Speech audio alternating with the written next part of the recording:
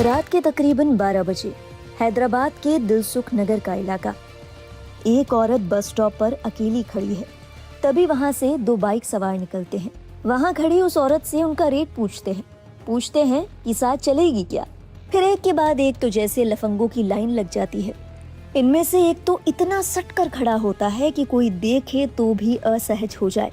मंचलों में ज्यादातर नशे में धुत थे। किसी ने शराब पी रखी थी तो कोई गांजा फूंक कर आया था। कुछ स्टूडेंट थे तो कुछ अधेड़ उम्र के आदमी। आते जाते भद्दे कमेंट करते, गंदी नजरों से देखते और साथ चलने को कहते।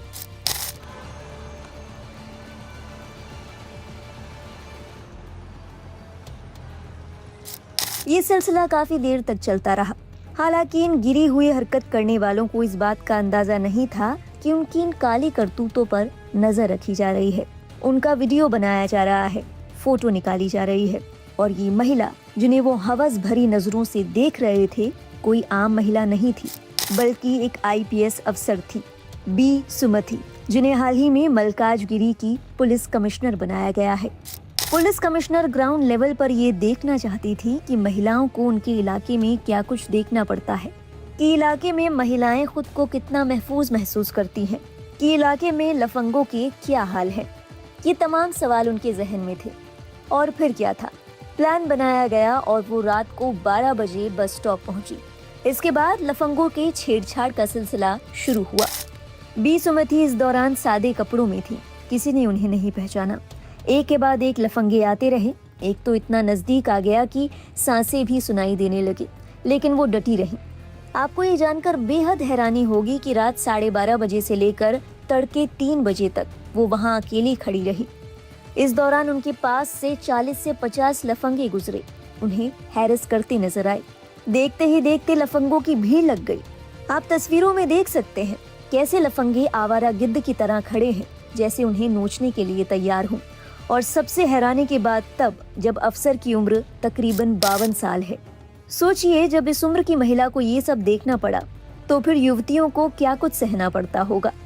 और ये भी सोचने वाली बात है, उन पर नजर रखी जा रही थी, लेकिन आईपीएस ऑफिसर पूरी तरह सुरक्षित नहीं थी।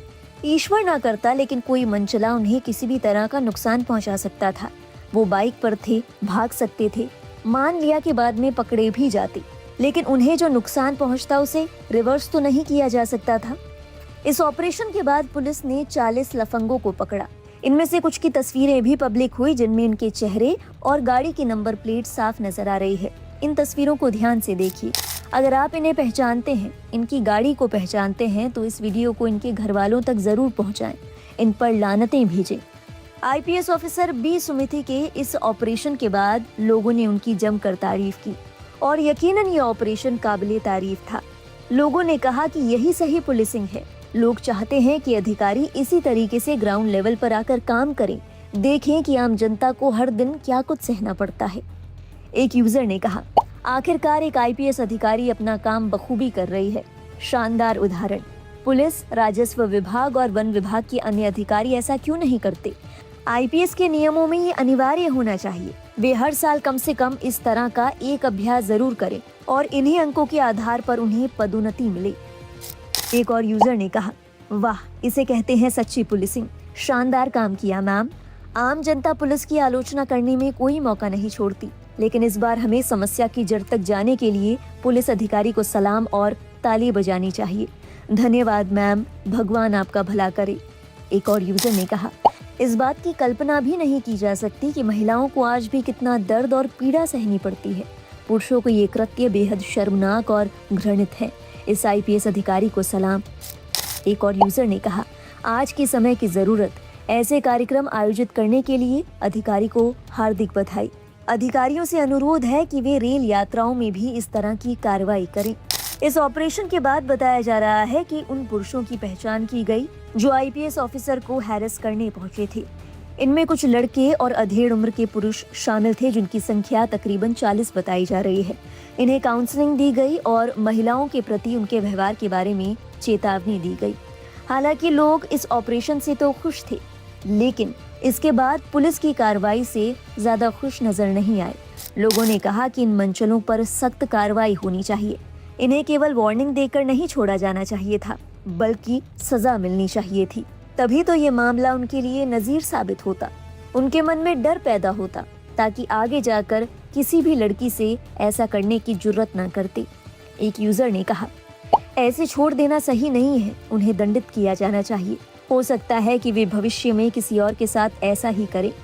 एक और यूजर ने कहा, सिर्फ काउंसलिंग क्यों की गई? उम्मीद है इसके बाद पुलिस की निगरानी और गश्त बढ़ा दी गई होगी।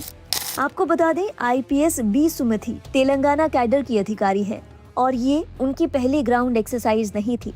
लगभग 25 साल पहले काजीपेट रेलवे स्टेशन के पास एक युवा DCP के रूप में उन्होंने जमीनी स्तर पर महिलाओं की सुरक्षा को समझने के लिए एक ऐसा ही अभियान चलाया था। हालांकि अब वो उच्च पद पर पहुंच चुकी है, बावजूद इसके उन्होंने कार्यालय के आराम की बजाय जमीनी हकीकत देखना चुना, जिसके लिए उनकी भर भर तारीफ हो रही है। बहरहाल IPS अफसर के इस ऑपरेशन को लेकर आपका क्या कहना है? क्या आपको ये अंदाज पसंद आया? साथ ही हमें ये भी बताइए कि लफंगों पर जो कार्रवाई की गई, क्या आपके हिसाब से वो सही थी? क्या आप भी मानते हैं कि उन्हें सख्त सजा मिलनी चाहिए थी? वार्निंग काफी नहीं है? अपने विचार हमारे साथ साझा करें कमेंट सेक्शन में।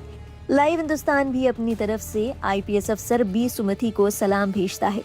लाइव हिंदुस्तान पर देश और दुनिया की अहम खबरों का सिलसिला जारी रहेगा।